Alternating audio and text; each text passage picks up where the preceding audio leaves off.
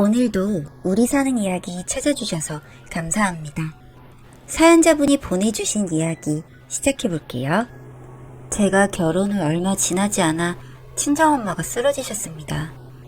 아빠는 어릴 때 돌아가셨고 제가 결혼하면서 집에 혼자 계시게 된 엄마는 적적하시다며 아이돌봄 봉사를 하러 다니시다가 무리를 하셨는지 뇌출혈로 쓰러지시게 된 거였죠. 뇌출혈 후유증은 지켜봐야 한다고 해서 병간호한다고 퇴직하고 엄마 옆에 붙어있기를 1년 남짓. 고민 끝에 엄마를 요양병원으로 모시기로 결정했습니다. 언어장애와 식별장애, 후유증이 동시에 오는 바람에 제가 딸인 줄 인지를 못하셔서 옷이라도 갈아입히려고 다가갔다가 두들겨 맞고 말씀을 제대로 못하셔서 조금 언짢으시면 소리를 지르시고 핑계일 수 있겠지만 제가 옆에서 해보려고도 해봤지만 그럴수록 엄마가 다치고 아파하니까 못하겠더라고요. 저는 한다고 하는데 엄마는 아파하기만 하고 점점 지쳐가고 예민해지던 제가 결국 결정한 방법이었어요. 남편은 제가 퇴직할 때도 1년 정도 엄마 옆에만 붙어있고 간호기간이 길어질수록 점점 예민해져가고 지쳐갈 때도 항상 응원해주고 제 옆을 지켜줬습니다. 밥 한 끼 제대로 차려주지도 못했는데도 그 기간을 묵묵히 같이 버텨주고 퇴직금으로 엄마 병원비를 충당하고 있었는데 그 사실을 알고 남편이 많이 속상해하기도 했어요. 가족인데 남같이 굴어서 섭섭하다고 말이죠. 엄마를 더 이상 제가 케어하지 못하고 요양병원에 모셔다 드리고 돌아오는 날 시어머니께서 집에 좀 들렀다 가라고 연락이 왔습니다. 순간 심장이 막 두근거리면서 손이 파르르 떨리고 너무 무서웠어요. 엄마 때문에 1년간 찾아뵌 적도 없었고 지 엄마 요양병원에 가져다 버리는 무정한 년이라고 욕할까봐, 간호 하나 똑바로 못해서 후유증 생기겠다고 욕할까봐, 가기 싫다고 남편한테 말했지만 웬일인지 제 말에 대답도 하지 않고 시댁으로 가더라고요. 시댁 문 앞에 초인종을 누르고 서서 기다리는데 다리가 떨리고 머리가 멍해지고 1초가 1시간 같고 지금이라도 도망갈까? 라고 생각하는 순간 문이 열렸습니다. 소가 도축장 끌려가듯 무거운 발걸음으로 시댁에 들어서니 시어머니께서 저를 꼭 안아주셨습니다. 저를 안은 채로 어머니께서 말씀하셨어요. 고생했다고. 누구보다 네가 고생했을 거라고. 찾아가 보려고 했는데 신경 쓸 것도 많은데 괜히 더 힘들게 할 것 같아서 가지 못했다고. 그러고 제 손을 꼭 잡고 거실로 데리고 들어가셨습니다. 거실에는 맛있는 음식이 차려져 있는데 가슴이 미어지면서 울컥하더니 눈물이 났습니다. 엄마 버리고 와서 이걸 먹어도 되는 건가 싶고 뭐 잘한 년이 온다고 이런 걸 준비하셨나 하는 생각도 들고요. 뚝뚝 떨어지는 눈물을 흘리며 가만히 서 있는데 잡고 있던 제 손을 어머니께서 토닥이시며 제 탓이 아니라고, 충분히 최선을 다했다고, 찾아뵙지 않을 것도 아니고 자주 가서 얼굴 뵙고 맛있는 것도 사드리고 하면 되는 것을 너무 나쁘게만 생각하지 말라고 하시며 저를 위로해 주셨습니다. 그 말을 듣고 저는 주저앉아서 펑펑 울었어요. 아마 위로의 말이 필요했는지도 몰라요. 그럴 수도 있는 거라고 이해해주는 사람이 있기를 바랬는지도 모르겠습니다. 그날 시댁에서 하룻밤을 보내고 집으로 돌아와 후유증 치료에 대해 공부도 하기 시작했고 시부모님 건강에 대해 신경 쓰기 시작했습니다. 엄마 아프고 난 후 처음 맞이하는 명절, 병간호 때문에 찾아뵙지도 못했고 시어머니와 형님 두 분께서 준비하시느라 힘드셨을 거라 그날은 저 혼자 하루 먼저 시댁에 갔습니다. 시어머님과 조금 여유롭게 장도 보고 뭐하러 일찍 왔냐고 하시면서도 내심 기분 좋아 보이는 시아버지. 저녁엔 시아버지께서 사주시는 고기까지 먹고 음식재료 준비하고 다음날 오랜만에 형님을 뵈었습니다. 음식 준비를 하며 저희 엄마는 어떠신지, 간호는 어쩌고 여기 와 있는 건지 요즘 저의 근황에 대해 이것저것 많이 물으시더군요. 오랜만에 만났으니 그러려니 했습니다.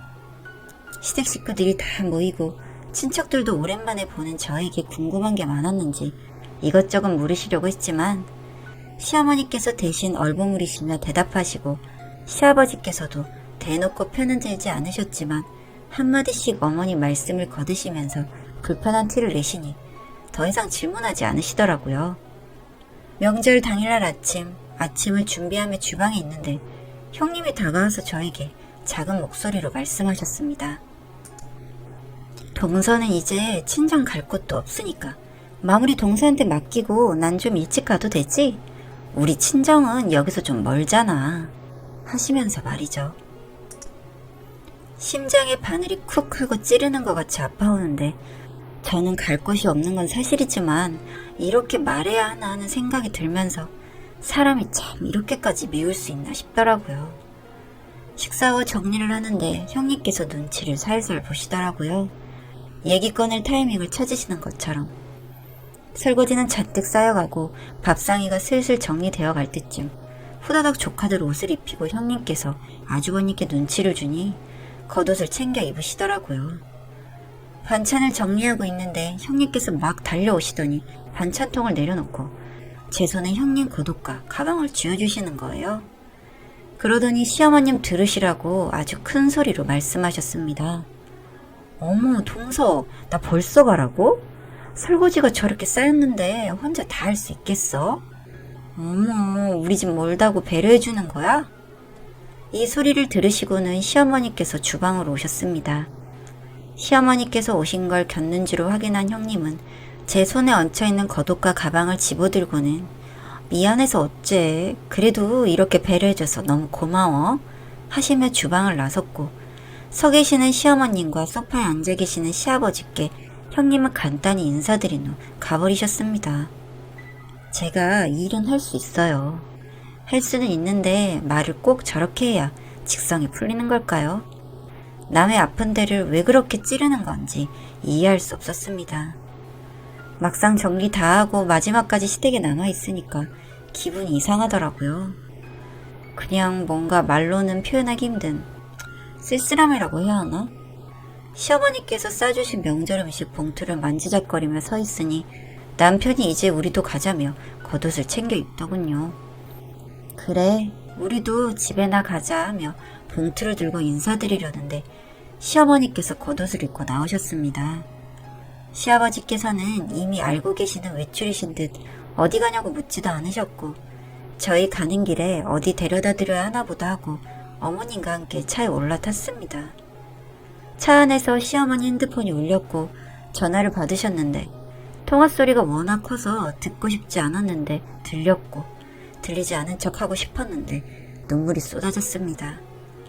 전화를 건 사람은 어제 저녁에 시댁에 들렀던 사촌분이었어요. 작은 며느리가 지 엄마 병원에 갖다 버렸다며? 알고 있었어 형님? 또박또박 한 글자 한 글자 명확하게 들리는 목소리. 운전하던 남편도 그 소리에 놀라 차를 멈춰 세웠고 저는 그저 옆에서 눈물만 흘리고 있었습니다. 시어머니께서는 누가 그딴 소리를 했냐고 화를 내시며 소리치셨고 돌아오는 대답은 큰 며느리한테 들었다는 말. 작은 며느리가 생긴 거랑 다르게 아주 독하다는 대답. 예상 못한 반응은 아니었지만 실제로 겪고 나니 정말 마음이 많이 아프고 내가 많이 죄인이구나 싶고 이 상황을 그저 피하고만 싶었습니다.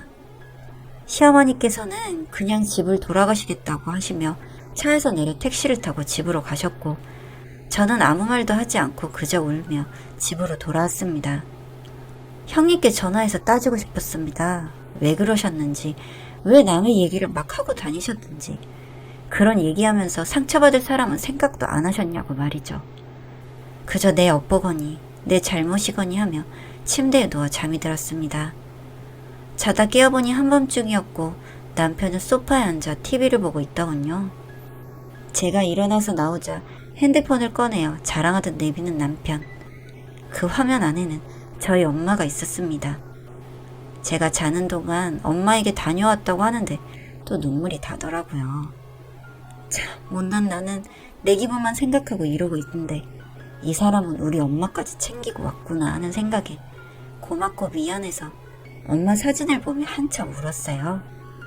엄마 병원도 더 좋은 곳이 있나 틈틈이 알아보고 후유증 관련해서 공부도 하고 그러다 보니 자연스레 건강에 신경도 쓰게 되고 저희 거 영양제 사면 시부모님 거 챙기고 건강검진 무조건 때에 맞춰서 같이 가서 체크하고, 가정용 혈압기 사다 놓고 혈당 체크하시는 거 사다 놓고, 매일은 아니지만 일주일에 한 번 이상은 꼭 전화드려서 혈압 측정은 하셨는지, 당 체크 하셨는지 물어보는 게 제 일이 됐죠.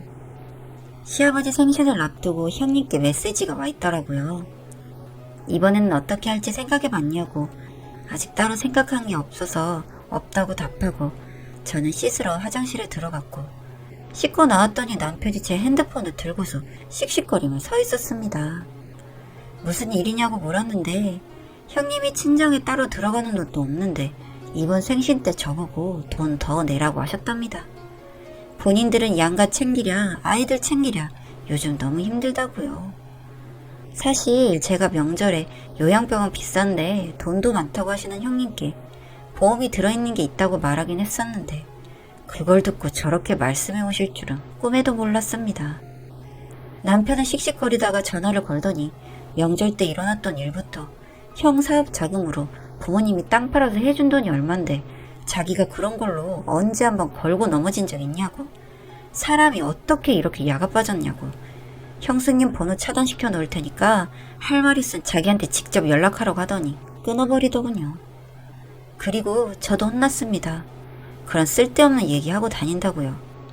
보험에서 100% 다 내주는 것도 아니고 지금도 돈 더 추가해서 내더라도 좋은 곳으로 옮기고 싶어 하면서 그런 얘기하고 다닌다고 그 밤에 혼났습니다. 시아버지 생신날 형님은 오시지 않으셨습니다. 아주버님 말씀으로는 몸이 아프셔서 못 오셨다고 하셨지만 그날 남편과의 통화 때문에 안 오신 거라고 생각했어요. 저는 뒷정리 후 주방에서 시어머님과 잠시 얘기를 했습니다. 형님께서 어제 시어머님께 연락을 했었다고 하시더라고요. 저희 남편이 아주버님 사업자금 해주신 걸 지금까지 마음에 담아두고 기분 나빠하고 있다고. 이번 아버님 생신 때문에 상의하려고 문자 남겼는데 밤에 전화를 해서는 돈 해주시는 걸 얘기하면서 형네가 알아서 다 해야지 매번 돈 뜯어갈라 한다며 화를 냈다고. 자기 너무 무서웠고 상처받았다고. 본인은 나중에 따로 찾아뵙겠다고 죄송하다고 연락이 왔다고. 저도 그렇게 생각하는지 물어보시는데 뒤통수를 누가 빡 하고 때리고 간 것처럼 멍해지고, 이게 지금 무슨 소리인가, 지금 내가 제대로 듣고 있는 건가 싶었습니다. 사실대로 어머님께 문자 메시지를 보여드리며 설명했어요. 명절 때 그 보험 얘기를 들으셔서 그런지 이번에 이런 문자가 왔고 이걸 남편이 봐서 화가 났었다고. 사업자금 부분도 자기는 아무 문제 삼지 않았는데 왜 전혀 다른 문제로 이러냐는 식으로 말다툼이 조금 있었다고 말씀드렸습니다. 시어머니께서는 조금 놀라시는 것 같았지만 이내 고개를 끄덕거리시고는 알겠다며 일어나셨습니다. 그리고 얼마 뒤 저희에게 아기가 생겼습니다. 너무너무 기뻤어요. 결혼하고 3년 만에 임신 소식이라 정말 너무 행복했습니다. 시댁에 달려가서 알려드렸어요. 초음파 사진을 꺼내어 자랑하고 또 자랑하고, 시아버지께서는 첫손주는 아니지만 정말 첫손주 보시는 것처럼 기뻐해 주셨고, 시어머니께서는 장하다며 쓰다듬어 주셨습니다. 그날 오후 시아버지께서 아주버님께 전화를 하셔서 저녁에 가족 모임이 있을 예정이라고 선포를 하셨습니다. 참여하지 않으면 불이익이 있을 거라고도 말씀하셨고요.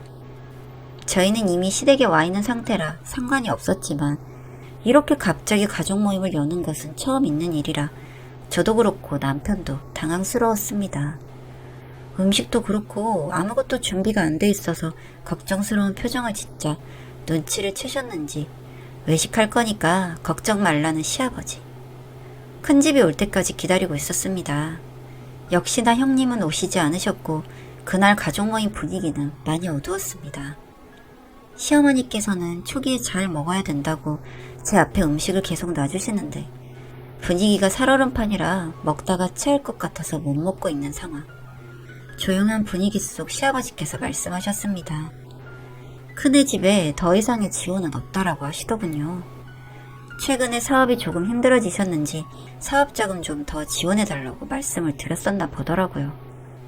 냉정하게 시아버님은 더 이상은 안 됐다고 가족들 앞에서 거절하셨습니다. 전혀 그런 내용을 모르고 있던 터라 저는 그저 눈만 꿈뻑꿈뻑. 아주버님은 마음이 급하셨는지 시아버지께 계속 설명을 하며 부탁을 드리고, 조카들은 그러거나 말거나 음식 먹기 바쁘고, 남편은 저럴 줄 알았다는 듯이 팔짱을 끼고 그 모습을 지켜보고, 시어머니께서는 신경 쓰지 말라며 제 앞에 음식을 계속 놔주시고 아주 정신없는 가족 모임이었습니다. 임신 중에도 저의 시부모님 건강 챙기기는 계속되었습니다. 일주일에 1, 2회 전화해서 혈압당 체크하기, 식단이랑 운동량 확인하기 등등. 배가 점점 불러오면서 자주 찾아뵙고 하는 게 힘들어질수록 전화하는 횟수가 많아지기 시작해서 시부모님께서 조금 귀찮아 하셨다는 것만 빼고는 별다른 큰일 없이 출산 준비를 하고 있었습니다. 제가 진통할 때도 시어머니께서 옆에 와서 계셔주셨고, 친정 엄마가 필요한 순간 빈자리가 느껴지지 않게 도움을 많이 주셨습니다. 그렇게 저의 첫째 아들이 태어나고 시아버님의 폭탄 선언이 발표되었습니다. 본인들도 몸이 아프면 요양병원에 갈 것이고 그 비용은 미리 준비해뒀으니 이건 절대 무슨 일이 있어도 자식들에게 주지 않을 것이라는 것과 그 나머지 모든 재산을 둘째 며느리에게 상속한다라고 말이죠. 이 말을 들은 형님은 그간 가족 모임에 참석하지 않았던 일들은 잊으신 것인지 시댁에 바로 달려와 따져 묻기 시작했습니다. 남은 재산이 얼만데 그걸 다 둘째 아들도 아니고 며느리한테 주시는 거예요? 저는 며느리 아니에요? 큰아들 지금 사업 휘청휘청 하는데 도움 좀 달라고 할 때는 안 된다고 칼같이 거절하시고, 그 후에 제가 찾아와서 그렇게 부탁할 때는 쳐다보지도 않으시고 돈도 없다고 하시더니 이제 와서 무슨 소리 하시는 거예요 정말? 어쩜 이러실 수가 있으세요? 라며 악에 받쳐 소리치시는 형님.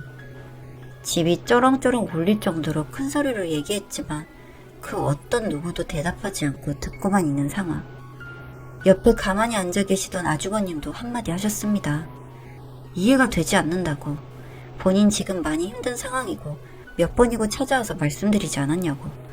조금만 더 도와달라고 그렇게 말씀드렸고 엊그제도 와서 그렇게 부탁드렸을 때 거절하지 않으셨냐고 하시면서 말이죠.